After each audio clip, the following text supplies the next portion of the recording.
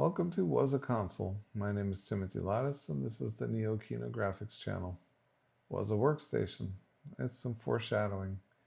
The PC ended the workstation era, the era of wonderful bespoke hardware. There was a time when kids dreamed to have one of these SGIs. In fact, I went to my first job to get access to one of these. Let's dive into the problem that we currently face. With access to infinite content, what do we choose? Across the growth of population and time, there will be infinite content. Only content that expresses a mastery of its medium, i.e. is timeless, or has some local relevance, has any hope of being consumed. The new competes with other new, but it mostly competes with the prior, and thus we all really have to strive for timeless excellence to make a dent in this problem. For consoles, the media was the hardware itself. Mastery included pushing the hardware to its limit, or doing something new that could not have been done prior. Or perhaps doing something from a prior era, but doing it to a new level. That would be a good example of In the Hunt for PS2. It's an arcade port, but still, pushing the ultimate 2D game on a 3D platform. What is the media of a portable game? Portable means access to what makes the hardware unique goes away. There is thus a transition from pushing hardware to pushing more dollars into production. Remakes are more expensive redos with more money. And I think this roots the industry problem. Media of the most portable games is the scale of dollars, aka the production value put into them. And we have a new problem now in this new portable era where performance equals dollars. Mastery of the hardware medium goes away. We're left with dollars or local relevance. And if we're going to talk about local relevance, we're talking about the media as more a friends network. It's who one plays with and what do they have. Old portable games transcend performance. You don't need a high-end system. You don't even need a new system. Many of these games organically built up a learn fun factor as the player base grows into the game. Players get invested in game-specific skills to be competitive. Like a Saturday soccer pickup game, the fun is in the meeting of the people for a shared, timeless activity. Any new, very good sport won't ever displace soccer. And for new good games, it's more about social engineering, cultivating and growing a player base. So how close are we to infinite content? Well, in October 2025, looking at the top games on SteamDB, most of the games are not from 2025. Trends show most gamers are playing old games. Local relevance favors the old existing multiplayer titles in a friends network. So what were the true consoles? True consoles had three primary things in my opinion: bespoke hardware, long market life, and direct lowest level hardware access, i.e. you can write an assembly. This way the developer can realize true mastery of the hardware medium and amortize the tech development costs across a long production lifespan and potentially multiple titles. So what I mean by that, if you look at console launch through late cycle titles, launch titles have minimal time for development. You mostly do what you did before, but you push it to a new quantity. Mid-cycle, devs are starting to get their stride, and by late cycle, they're really showcasing what is possible. I think a good example of this is the difference between Uncharted and The Last of Us. Really late stage to the metal development, you see some true mastery, such as Mayhem in Monsterland on the C64. And yes, the C64 was a real console. You got 16-bit quality on an 8-bit system with that game. Also, if we look at some of the homebrew on, say, K's, seriously just follows YouTube channel. How I made the most beautiful N64 level. That's a good place to start. He pushes the N64 to a new level, a level that most never had time to even dive into prior. We also have the Vintage Revival on Kickstarter. Interesting option for alternative funding.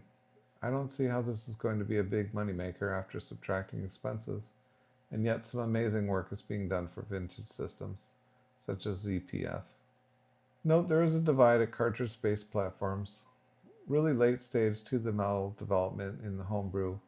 It's largely only on cartridge-based platforms, as these are more approachable by a single dev or a small team. Optical media consoles, they're more in the trouble zone. These are abandoned machines with copy protection. Even Mister cannot do GameCube and PS2 from my understanding. I don't see how people ever make money here doing custom games in Homebrew. It would require really indirect revenue models to target, at least in the US, like Patreon funding a dev, where you're not buying a game, so you have free ROM at the end, requiring a modded machine to run. Or one could ship digitally using an emulator on PC platforms, except I think that defeats the purpose of actually pushing a machine to the limit when you're just emulating it.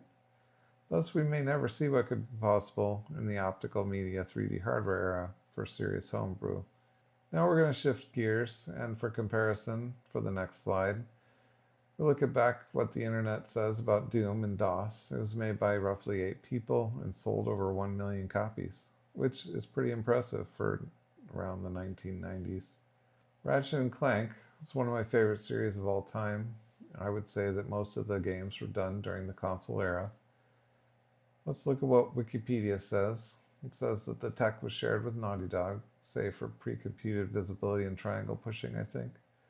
Production peak had 45 people, according to Wikipedia. That's a lot. And by the sunset of the PS2, they were selling roughly 1.1 million units and had somewhere around 31 million revenue in the US. There were a lot of games in the PS2 era, the early ones through the late ones, and they showed mastery towards the later cycle. Same thing happened in the PS3 era. And then we got to the portable era, and we got one game on the PS4. And then we got a PC port on the PS5, a time-delayed one. Now, the PS3 and the Xbox 360, that was definitely an end of an era. The Xbox 360's success yielded a new era. It's a limited PC era. PC-like hardware, PC-like APIs, super easy to port between PC and 360. A lot of AAA cross-platform devs got, well, lazy. Dev on PC, test on PC, run on 360. Specialization for PS3 was sometimes an afterthought. It was an activity you'd do when you didn't hit your perf target on PS3. Well, so Sony flipped the tables. In the next round, they made a better PC. Lower peak price, no connect, better perf, a mix of easy to port from PC while still having low-level advantages. And thus, big consoles changed forever to PCs that are specialized but highly limited for gaming. So what's the core feature of these new PCs? Well, I think it's not running Windows. If we look at the Fox Xbox Ally review, note the lower version of the Xbox Ally is very similar to the Steam Deck in terms of hardware, slightly better hardware in fact. However, the Steam Deck's performance tends to be better in practice, and that's due to better software. Now we have the first party time-delayed PC port. Once upon a time, a port was more like an inspired remake. Compare Outrun on the C64 to the arcade. Quite a bit of a different experience. Yeah, the game looks similar, but the hardware is radically different. Today, this time-delayed PC port, or the OEM doing a port, it's an existence proof that a game isn't instrumentally hardware specific. It's also a testament to how big games got too big for one platform. We also have the mid-cycle hardware refresh. Once upon a time, this was a die shrink and cost shrink to gain market share. Worked amazingly well. Now we hit the era of increasing costs, and vendors offer mid-cycle perf and cost bumps with different kinds of hardware. That means you get some SKU dilution. SKU dilution, that's too many different types of metal. Maybe not really. If we look at what we have today, there are still a bunch of PS4 titles set for 2026 launch. PlayStation has a lot of active hardware variations. If we look at AMD's latest generation RDNA hardware, and we look at RDNA 1 through RDNA 4, the ISA is relatively the same with some additional added features. The ISA opcode encoding is nearly identical. Sometimes they shuffle around the opcodes, the numbering of the opcodes, that is. It's relatively trivial to do a binary level translation for, say, compute shaders, meaning a to-the-metal shader could have forward compatibility. You have an example here if you look at RDNA 1 and RDNA 4 for the VOP3 op. Yep, even uses the same prefix on the instruction. So the ultimate in SKU dilution That's where it is actually a PC that you're shipping to the customers, and looks like Xbox is testing this out, transferring the console into a PC and subscription. Well, note a lot of PC users, especially those with 5090s, are already spending thousands on hardware. And so, this problem of how do you grow the market with a $1,000 console, I don't know, maybe they're trying to bypass that. Now, if we were to ask for binary shader support at a big hardware vendor, it might go something like this. Your compute API already supports assembly shaders. Can we just have that for Vulkan compute too? And the reply might be no, because customers will then expect forward compatibility. And then your reply might be, well, why would a customer expect an explicitly labeled hardware exclusive to work on other devices? And your reply might be, oh, that doesn't matter. You'll never get binary shader support in graphics. I think the later is actually true. You will never get binary shader support in graphics on Windows PCs. But what is the real reason? Is it too big to care? This is the natural evolution of a big system optimizing for stock growth. They shuffle around humans like batteries, reallocating their energy from low profit to high profit activities. This has various side effects. Anything that's non-mass margin is culled. This can be seen with, say, the end of manual gearboxes. So is this why access to non-portable title making went away on PC? It's probably not entirely. There's a scenario OEMs probably don't like. And to put this in context, remember that with infinite content, the new mostly competes with the past. The scenario is this. If a third-party dev has success with a platform-defining non-portable title, and then the dev chooses not to port it forward on future hardware, that represents a problem. If the new won't run the past stuff, it gets much harder to sell the new stuff, because then it is only the new non-portable stuff that defines the system. And today it's nearly only portable titles, and thus the problem. So in some respects, the trend is a force into portability, OEM taking away your option to build a non-portable title.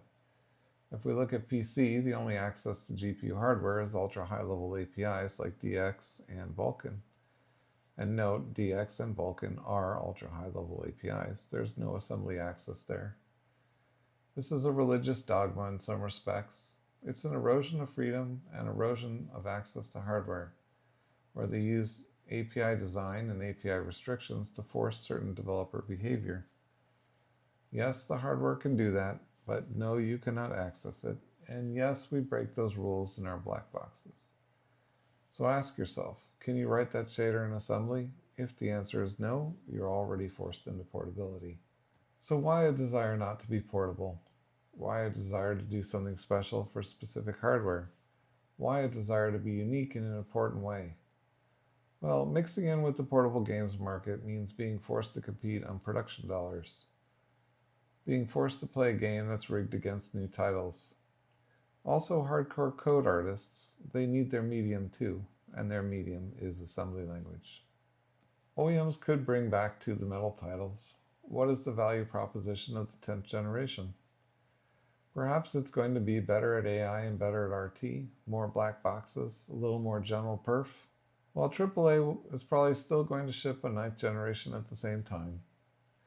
Big first-party games will probably get PC releases for Microsoft at launch, and perhaps time delayed on PlayStation. If a gamer wants an ultra high-end perf, they're probably just going to buy an NVIDIA PC. So what is the value proposition of the 10th generation? No one buys Nintendo for the perf, it's only the exclusive first-party games. OEMs could bring back to the metal non-portable exclusives for the 10th generation as the reason to actually buy the new system. Another problem we have is less your device, more their device. This is very obvious in Windows. When I boot and I just run the task manager and the snipping tool, I see 160 processes. I have no idea what those processes are doing, but they're certainly not doing anything I want to be happening on the machine. Now, it's less obvious with consoles, but it's been growing. We have overlay tasks like notification, background downloads, system updates, trophies, achievements, etc. There can be during game functionality like recording video or streaming video to multiple viewers like Switch 2. Not all these things are necessarily a bad thing at this point. A lot of them are things that gamers really love. Then we have ads and possible future always-on AI stuff. Maybe not something that gamers are going to love. Note these are PC-sized systems today. Like a gas, an OS expands to fill any PC hardware. Note the latest PS5 update is 1 gigabyte update. I was looking at some news on this and found this one. It's a pretty useful firmware update, weighing over 1 gigabyte. The update makes it easy for players to check serial numbers on their PS5 consoles and DualSense controllers. It's very interesting. 1 gigabyte for serial numbers? Switch to video chat. Let's talk about this. It's genius. You got lots of screen area for the friends play videos at the bottom, and you got letterboxing. And thus enables rendering at say 1440p on a 4K stream. This has great perf per pixel advantages for Nintendo, so hats off to Nintendo. Well, back to the problems. The chance of milking instead of feeding customers. We do have an inevitable late-stage optimization that forms from the following situation. An era where costs continue to grow up, where perf is basically equal to the dollars that you put into something. OEMs begin amortizing costs out of the hardware purchase price. They need other ways to make back revenue. They start creative ways to drain customers' wallets. Subscriptions is obviously one of those. But it could also alternatively be to sell customers track behavior like the TVs do. Note Bloomberg says that Microsoft is now targeting a 30% profit margin in Xbox. That's a lot of pressure. If you're getting milked, one of the first signs is personalized ads. It's also the sign of late-stage enshittification. There's another stage to this, that is the AI-ifying of everything. Note what Phil Spencer says on AI use, much more operational than it is in the creative space, and also, quote, how do I find the next thing that I might love? In that scenario where we are looking at some of the AI tools, it's not in practice today, but there is a way for us to use discovery based on things that you've done in the past to surface the next thing that you might not know about that might be of interest to you. We can translate that. It basically means use AI to watch and analyze everything you do. Then, like ads, Big Brother will lead you to the next thing to buy, and while also possibly selling your detailed profile behind the scenes. That is what the TVs do. It could come to the consoles at some generation. Getting unmilked. Well, if they AI, there are some options. Why pay big dollars for new hardware if it gets designed for mostly AI-based consumer exploitation? Note, if they do local AI analysis, they also want you to pay for the power bill. In my opinion, gaming devices should be for gaming, not for 1984ing, and this new everything is portable era gives the workaround for the consumer. Just don't buy the new AI hardware. AAA will still ship on older non-AI hardware to hit the largest market. There is a root to all these problems. I think it's a lack of basic bill of digital rights mixed with an unstoppable vertical integration. This is food for thought, but it's too big of a topic for this talk. So instead, we'll talk about something amazing, the Freedom Machine, the Steam Deck. Free to do whatever you want. You can even bypass Vulkan and go direct to the AMD kernel driver, meaning it's open to custom code generation. Ukraine's army is experimenting with using Steam Decks for remote control gun turns. There must be some irony here that a console designed for pure portability is perhaps the most open console left. And we'll end here. Hopefully you enjoyed this. Until next time.